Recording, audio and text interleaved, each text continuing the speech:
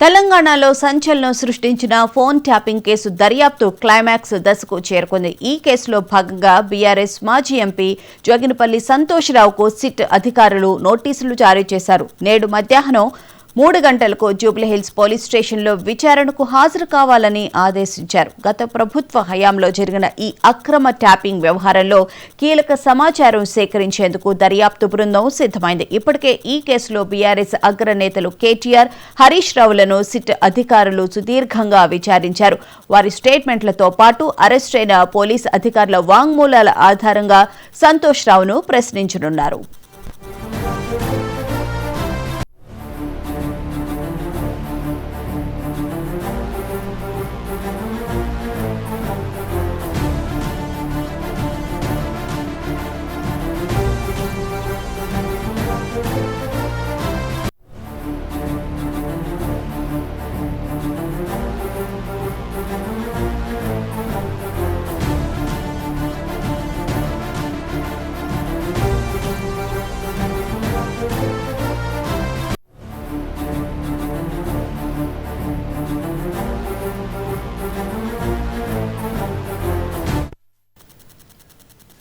తెలంగాణలో సంచలనం సృష్టించిన ఫోన్ ట్యాపింగ్ కేసుకు సంబంధించి క్లైమాక్స్ దశకు చేరుకుంటున్నట్లు కనిపిస్తుంది. ఇక ఇదే అంశానికి సంబంధించిన పూర్తి వివరాలను మా ప్రతినిధి రామ్ నరేష్ అడిగి తెలుసుకుని. రామ్ నరేష్, చెప్పండి, బీఆర్ఎస్ కి చెందినటువంటి కీలక నేతలందరినీ ఫోన్ ట్యాపింగ్ అంశంలో అయితే సిట్ అధికారులు విచారిస్తున్నారు. సో చివరి దశకు వచ్చే అవకాశం కనిపిస్తుందా ఈ కేసులో?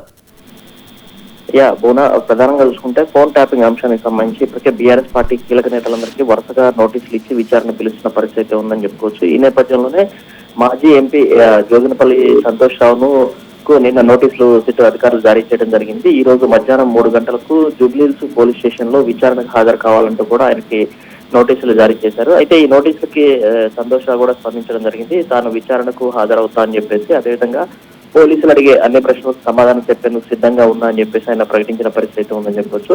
అయితే ఫోన్ ట్యాపింగ్ అంశానికి సంబంధించి ప్రధానంగా చూసుకుంటే ఇటీవల కాలంలో వరుసగా బీఆర్ఎస్ పార్టీకి సంబంధించిన అగ్రనేతలందరికీ వరుసగా నోటీసులు ఇస్తున్నారు.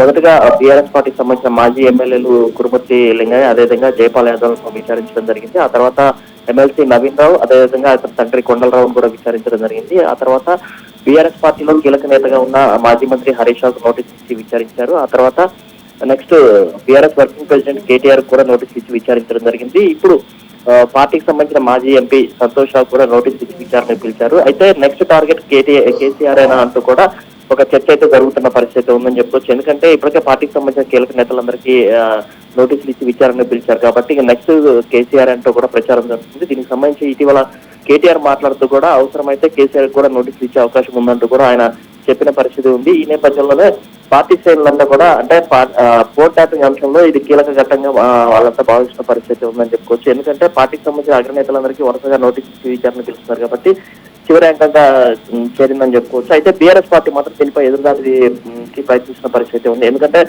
సింగరేణి బొగ్గుగనుల అంశాన్ని మాజీ మంత్రి హరీష్ రావు తెరపై తీసుకొచ్చినప్పటి నుంచి వరుసగా పార్టీకి సంబంధించిన నేతలందరికీ కూడా తెరపై మాట్లాడిన వారందరికీ కూడా నోటీసులు ఇచ్చి విచారణ పిలుస్తున్నారు. అందులో భాగంగానే ఇదంతా జరుగుతుందంటూ కూడా వాళ్ళు చెప్పిన పరిస్థితి అయితే ఉంది. నిన్న గవర్నర్ అపాయింట్మెంట్ తీసుకోవడం జరిగింది. ఈ రోజు సింగరేణి బొగ్గుగనుల అంశానికి సంబంధించి గవర్నర్ కలిసి దానిపై పూర్తి విచారణ జరపాలని చెప్పి కోరేందుకు ఈ రోజు అపాయింట్మెంట్ తీసుకోవడం జరిగింది. ఈ నేపథ్యంలోనే సంతోష్ రావు కూడా నోటీసులు ఇచ్చి దీన్ని డైవర్ట్ చేయాలని చెప్పేసి రాష్ట్ర ప్రభుత్వం భావిస్తున్నట్టు కూడా బీఆర్ఎస్ పార్టీకి సంబంధించిన నేతలు చెప్తున్న పరిస్థితి ఉంది. మొత్తంగా ఏది ఏమైనప్పటికీ కూడా ఫోన్ ట్యాపింగ్ అంశానికి సంబంధించి విచారణ ఎదుర్కొనేందుకు తాము సిద్ధంగా ఉన్నామని చెప్పేసి పార్టీ నేతలంతా చెప్తున్నారు. మొన్న ఫామ్ హౌస్ లో ఎర్రవల్లి ఫామ్ హౌస్ లో హరీష్ రావు కేటీఆర్ భేటీ అయినప్పుడు కూడా కేసీఆర్ ఈ అంశంపై స్పష్టమైన ప్రకటన చేయడం జరిగింది. ఎందుకంటే ఫోన్ ట్యాపింగ్ అంశాన్ని ప్రజల దృష్టి మళ్లించడానికి, అదేవిధంగా మున్సిపల్ ఎన్నికలపై బీఆర్ఎస్ పార్టీ ఫోకస్ తగ్గించడానికి ఫోన్ ట్యాపింగ్ అనే అంశాన్ని తెరపై తీసుకొచ్చారు. దీన్ని ఎట్టి పరిస్థితుల్లో విచారణ ఎదుర్కొందాం, అవసరమైతే నేను కూడా నాకు నోటీస్ ఇస్తే నేను కూడా విచారణ ఎదుర్కొంటా అని చెప్పి కేసీఆర్ చెప్పినట్టుగా తెలుస్తుంది. ఈ నేపథ్యంలోనే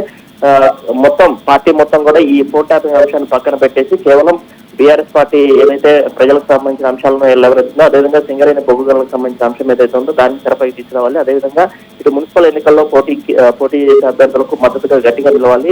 మున్సిపల్ ఎన్నికల్లో పార్టీ ఎక్కువ స్థానాలు గెలుచుకునేందుకు ప్రయత్నం చేయాలంటూ కూడా కేసీఆర్ చెప్పిన పరిస్థితి ఉంది. ఈ నేపథ్యంలో ప్రస్తుత పరిణామాలు చూస్తే నెక్స్ట్ అంటే సంతోష్ రావు తర్వాత నెక్స్ట్ కేసీఆర్ కే నోటీస్ ఇచ్చే అవకాశం అయితే ఉన్నట్టుగా ప్రచారం జరుగుతుంది. Right, thank you Ram Naresh.